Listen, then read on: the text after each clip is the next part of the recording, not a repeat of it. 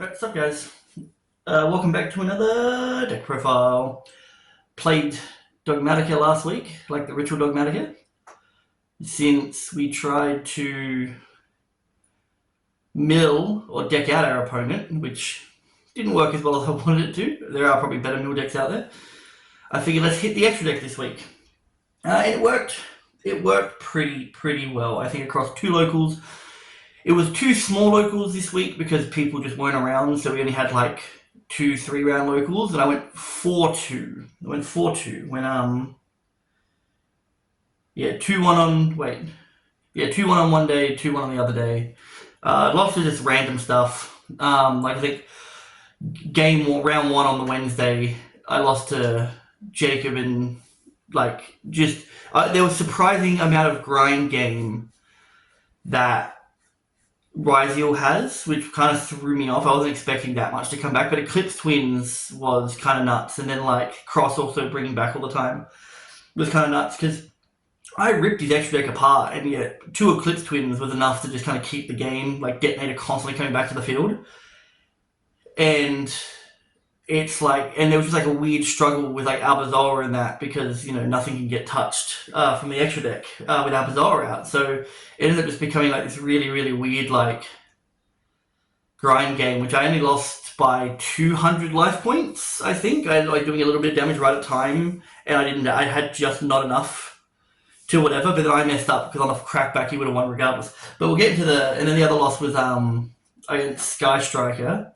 But I just got blown out by non-engine, as always, against that Sky Striker dude. It's just always crap tons of non-engine, and then he just normal summons or plays multi-roll. It's like, cool, so I just can't play the game now, whatever. It's like, whatever, who cares? So we'll start with, like, honestly, the best starter in the deck, which is the 3 Gan and the Ken. There's an argument to play... There's an argument to play Diviner, right? Because Diviner normals and then just sends, and then you Herald Search and stuff. But I think arguably this is so much better because it puts something in your opponent's side of the field, which comes up with another card later on. So you can do some pretty crazy stuff going first, which is pretty nuts. And then it's a 3 Ecclesia, another starter. Just get you a Dogmatica card, but you're going for that Dogmatica Matrix, which is why this is so broken. And then also she can't be destroyed by the extra deck stuff in battle. That's where I messed up. I had to put her in attack to do damage to Jacob, but then if we had another turn, he would have just like swung with everything that he had because they were all extra deck, and she can't be destroyed by it, and she was an attack. So I think he was winning regardless, but at the same time, you make weird decisions when you're at time, where it's like, well, if I wasn't at time, I wouldn't have turned Ecclesia out of attack. But it's like, whatever. The 1 Fleur de Lis, crazy card, love it. I don't know why, but it just did so much more than I thought it would over the last like the last couple of locals. Just being able to negate on its summon so it can't really be messed with is just kind of nuts. The 1 Maximus, also nuts. I played like a small Nadir package in like the original Fire King deck before Fire King Snake Eyes was a thing, and just to get to Ponix more, and it's just really nice. It just, you know, dumping like draw cards and stuff like that off the Nadir server, and then being able to summon with it and dumping more like searches and draws and stuff. It's cool. I think the archetype's really neat. The 1 White Relic. Now I don't know if I just wasn't comboing properly, but I never summoned this one ever. But I feel like I should have for like OTK purposes. But normally the Albazoa in that was enough. Or my opponent, like I barely even attacked, I think, with this deck. It was more of my opponents got to a point where their extra deck was practically empty. And they're like, I've got nowhere to go from this. Everything on board is just dead bodies. And they just scoop. So that was kind of neat. And the big boy himself, the Albazoa. Fantastic. I don't know. I think he's an awesome boss. Just like can't be affected. None of your Dogmaticas be affected by extra deck monsters from anywhere, which is cool. It doesn't just grab from the extra deck. And then it's one of those cards that I think is nicely balanced, where it does something kind of crazy, like ripping 7 cards from extra deck in hand is a nuts effect. But like Dogmatica Maximus also like dumps 2 as well. But I think what makes it fair in my mind is 1, on follow-up turns they have a choice, which it sometimes doesn't feel like a choice. It's like, well, I don't want to lose all my extra deck monsters on the field. but they do get to choose what they send, right? So then, like, I'm a big fan of putting my opponent into places where decisions need to be made, not so much, oh, you just can't play the game anymore because my card's just saying no, right? Like, you know, if I could rip the 7 cards, it'd be a whole different experience, I think, because you just pinpoint exactly what their deck's trying to do. Rip all 7, like, once again, if I got a choice of what to rip out of Jacob's deck, he wouldn't have kept Eclipse Twins. Like, all the detonators would go, the Eclipse Twins would go. His deck practically dies at that point, right? But I think, like, giving your opponent, like, a choice of what to do is kind of what makes it fun, I think. Because it's like, oh, do they go from hand? Rah, rah. Like, yeah, I think that's cool. The one Cartesia for combo purposes, and for, like, interaction purposes, sorry. Crazy. I don't know. I think Blazing Cartesia is sick. And then 3 Unicorn, because we're ripping from the extra, so may as well continue to rip from the extra. And then our 1 monster hand trap is Ash Blossom. Wouldn't really change any of this, I don't think. Maybe the White Relic could go, because once again, never summoned her. But at the same time, I've now built this on Master Duel because I thought this deck was really cool and I want to play it more. But locals are just only twice a week, so it's like whatever. Yeah, so maybe I'll make some changes to it, but at the same time, like, I'll learn the combos better, see what White Relic actually does, but it could just be like for follow-up stuff and for the game. Spells, 3 Deer Servant, crazy card. I'll let you out of the extra deck, but it's for the rest of the turn, not the whole turn, so who cares? And then this is the one that works with Ken and Gen really well. And why you'd play Ken and Gen over Diviner? Because people are playing, because the other way that you could do it is they're playing Diviner, or they're playing Ibli, because you can go Ibli, link it off, and then summon Ibli to your opponent's side of the field, and then they're locked as well. But it's still a neg card, right? Like, sure, you get to go into your link, so then Maximus has a way, but drawing 2 and discarding 1 is I would argue so much better, and then you still get to go into your link plays of like whatever. So this one here searches a Dogmatica Ritual or Dogmatica Ritual spell, a monster or a spell, and then if your opponent controls a monster, you can add 1 Dogmatica card from your deck to your hand. And then you also, whilst you control Abazoa or a Dogmatica Ritual, you can rip 1 from their extra deck. Or you can send 1 from your extra deck if you want to keep going, or if there's something that you've missed or whatever like that. And that's pretty cool too. It's also a soft once per turn. So if you have multiple across multiple turns, because you can only activate once per turn. But I think that second effect is soft. Yeah, I think it is. So if you have multiple, you can rip multiple cards, which is kind of nutty. This is probably like the one change coming up. So Dogmatica Calamity. This is the ritual spell, and the neat thing about it that you can send from extra deck the exact levels. So like he's a 12, so there's a really good 12 you can actually send, which is like, once again, it just ups your plays. I'd argue and say you put this at 2. I don't think you need 3 of this. This card's I think 44 cards or 45 cards. I'm happy to sit between 40 and 45 cards only for my deck profiles.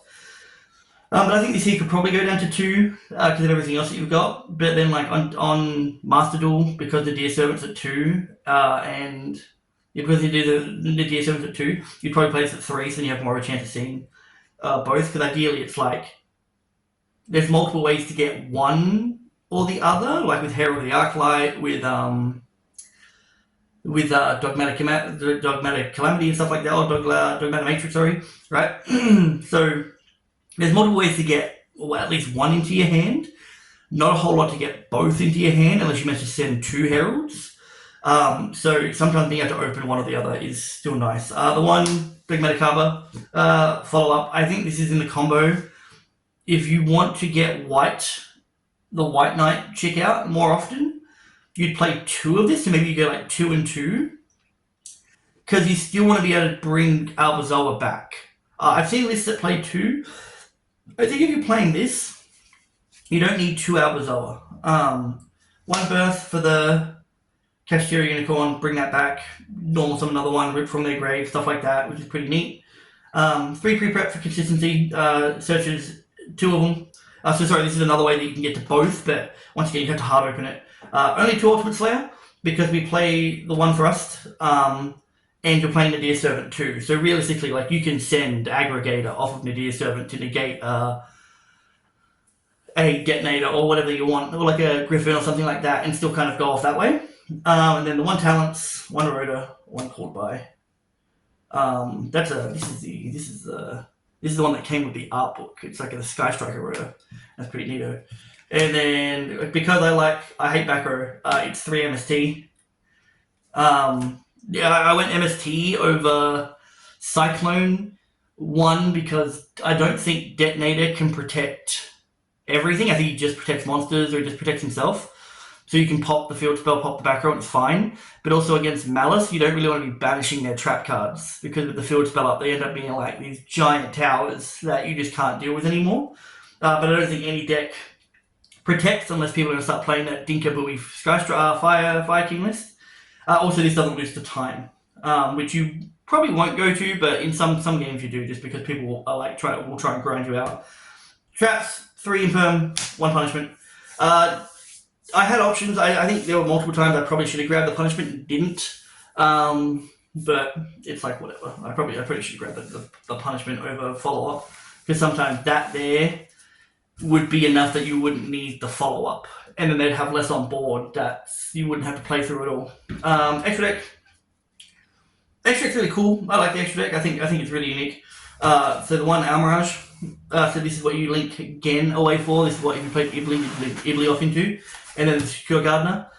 This puts Almirage in the grave. So then if you open Maximus or whatever, you can just banish something and get a Maximus to the field. And then Secure Gardener stops battle or effect damage the first time, which is pretty cool, right? Because this way it's like surviving. 1 Ferrogy. So this is in here because if you're playing Ken and Gen, I think if you don't play Ken and Gen, you don't need to play this. But because she draws 1 and then puts 1 to the bottom, and so Ken is a hard brick, and if you only want to play 1 Ken, you play this, so you can dump it off of like Nadir Servant, and then you can draw 1 and put 1 back, which means you can just put the Ken back in case you draw Gen or you already open Gen. Like it's a 3-card combo, but you always want to give yourself that option to be able to put to fix your hand. And then 1 SP. This was a late change. I'll show you that there was a slight change in the deck from Wednesday to Friday, but it wasn't enough for me to care because I think it was more of just like the game plays differently. I don't think it does as much as you want to. And then Synchros, the 1 Meilong. So you send this off of Grand Guglielmo unless you send it off of Ultimate Slayer, right? So in your opponent's turn, you go Cartesia, fuse into Grand Guglielmo. Grand Guglielmo will send this. Then you can bounce 1, and then when they go to summon from a monster effect, you can go into Lululaith. 2 Herald of the Arclight, just your searches, send off Maximus. 2 Lululaith. The reason why 2 is because you will send 1 off of Dogmatic Calamity to Ritual Summon Albazoa, and you will need the other 1 for Grand Guglielmo if you want to summon it. You can summon a Dogmatica from deck, but you can also summon this from extra. This is a negate and buffs and stuff like that. So you can definitely just summon a Dogmatica from deck if you wanted to. 1 Entis, because it pops, you send it off practically anything. The Garura, this is normally what you send off to Nadir Servant, so you draw 1 and add Maximus. Grand Guglielmo, all endboard stuff, so like layered endboard stuff, which is cool because it's the Cartesia and stuff. Titaniclad, this will go off of most likely the Maximus search. You'll probably go like Nadir Servant, send Garura, draw 1, grab Maximus, banish the Garura to summon, Maximus effect, send this and a Herald. Then you get like 1 part of your ritual stuff, and then in the end phase, this here will add or summon a Dogmatica. So you could like either add Fleur-de-Lis, or you could summon Ecclesia to add Fleur-de-Lis, and you've got the body there for Cartesia, because normally if you've ritual summoned this in the grave, and this here will summon I think it's a light spellcaster with whose attack and defense equal itself. No, just a light spellcaster. Oh no, it did. Yeah, sorry. Just special 1 light spellcaster monster from your deck or hand or deck whose attack equals and defense. So throughout your combo, if you get through to the ritual summon, like which you need Maximus normally to get through, this will hit grave, this will hit grave, this will hit grave, this will hit grave, and these 2 will probably just be on the field. You've got the Ken and Gen stuff, and then that's how you'll end on like an Ecclesia as material, Cartesia to fuse, Fleur-de-Lis in hand off of because like I said, like Ecclesia add Fleur-de-Lis. Unless you had a normal summoner, then you just add the Fleur-de-Lis. Because then she's probably staying on the board, right? And then 1 Typhon, because Typhon's still cracked, and then 1 Aggregator, because Detonator's still an issue in any deck, right? And if you can just out it, you can out it. Side deck. It's bit like, so I try to be a bit more specific with the decks, so the sides aren't always the same, because clearly that there's like differences. But in formats like this, it's like, what do you do? So like, for instance, it's the one Lancia, because I play the one Sanctum. So those two go, and then there's the one D barrier. So the reason why there's one D barrier is because I play the other two thrusts in the side. So then, because I play the one in the main, so I can move stuff around. Because siding pattern wise, the deck's really good. Because if you go into a grind game, you'd say keep punishment in there, but if you don't really use it in going second, then probably take punishment out, right? Because then you just go for follow up instead. Because you're breaking through a board and ripping more cards out of the extra as you go. So realistically, you really want your non-engine to be strong non-engine. But also going second, you don't need the Ken and Gen to draw to discard one and to work with the Dogmatic Matrix, because they have something on board, right? So therefore you'll always get the two searches.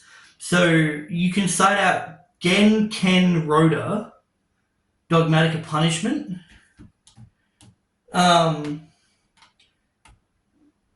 Yeah, and then so you side all those out. That's like 6 cards that you can side out, which is really really nice. And then going first, you can side out the Ultimate Slayers and stuff like that. So there's stuff there. Because then we got the 2 Econ, which I just like Econ at the moment. It's just a good out to Detonator, good out to Griffin. And then 3 Evenly. Evenly still putting up work against Malice in any kind of format that I'm playing in. Not to mention it's good against Ryzio now too, because they're playing on more crap. They're ending on more crap. I don't think there's any Omnis.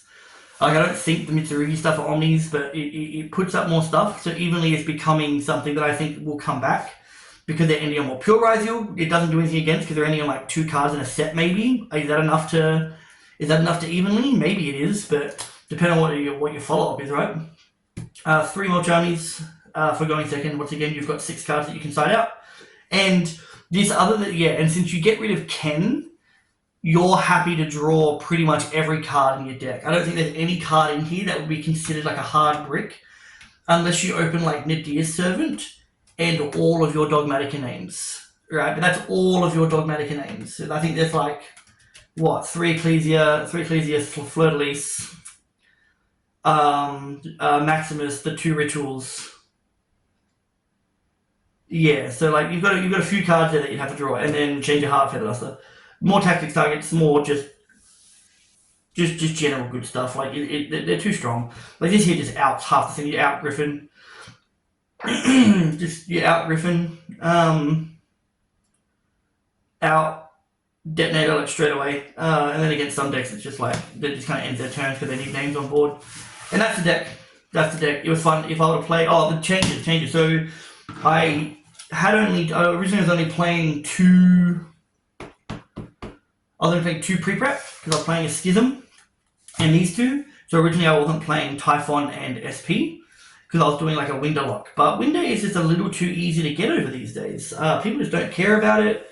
It hurts you too, which isn't too bad because you've got a 4K beta on board, so maybe it's not the worst thing in the world. It's not retroactive like Summon Limit is, I'm pretty sure. So therefore, like, you kind of have to, like, the moment they normal summon once, shotgun it then, and hope that the next card isn't like Typhon if you went the Ken again line, because then you've lost your Abazoa.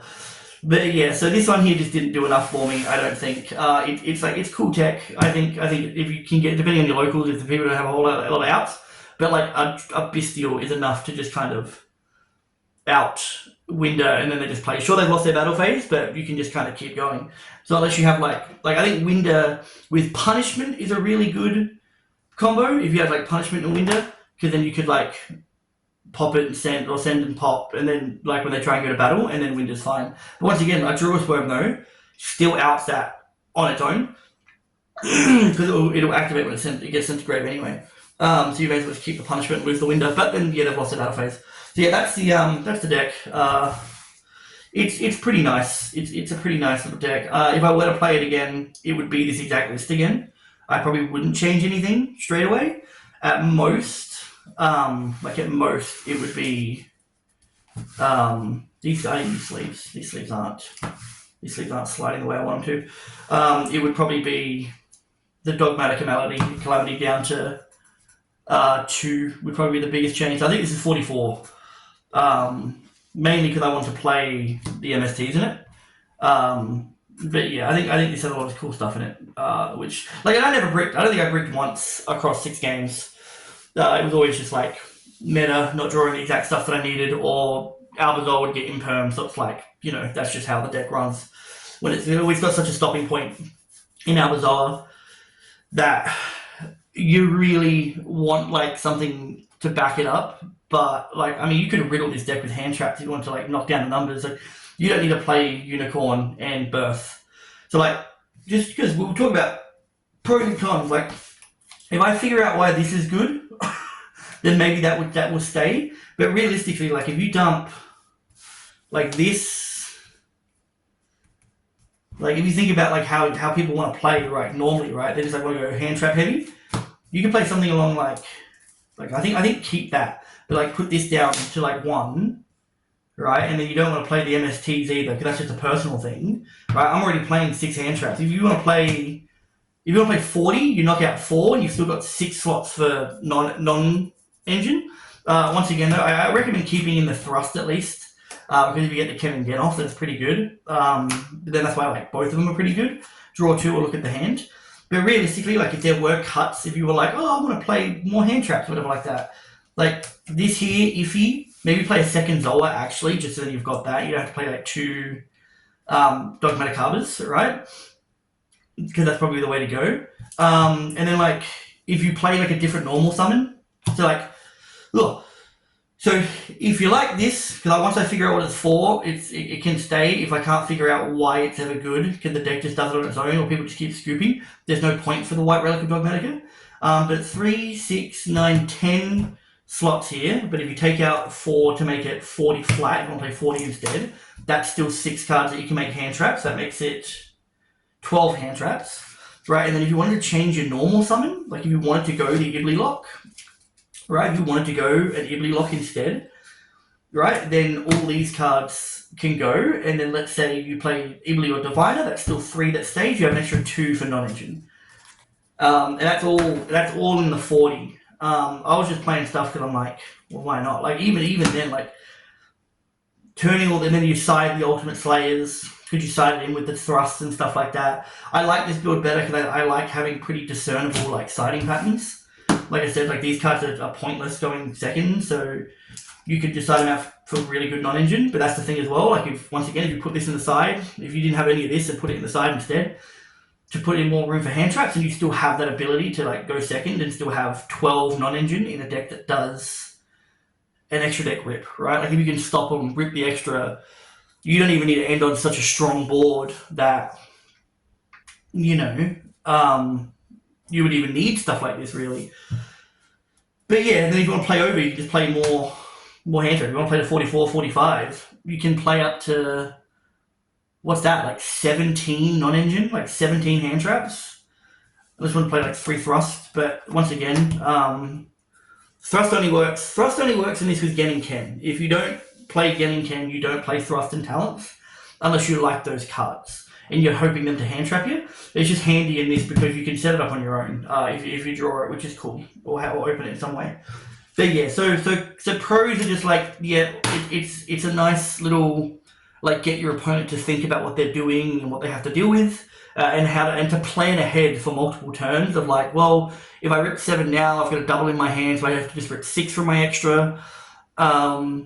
But most of the time they've lost about 10 cards, right? But if the Absol stops, they've probably lost about 3 or 4.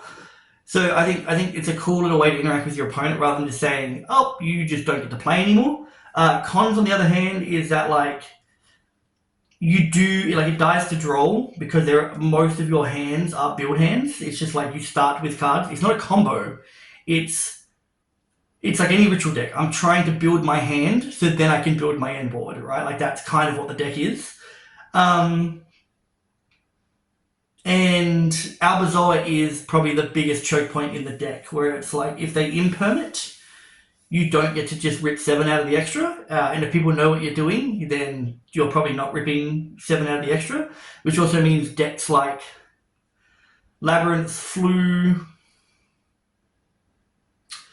yeah, any trap based deck, like a lot of decks that just don't use the extra that much, just don't care, or they have such like even Sky Striker, like they have such little engine like non-engine extra deck requirements that since they get to choose their 7, they still get to keep all their Sky Striker cards.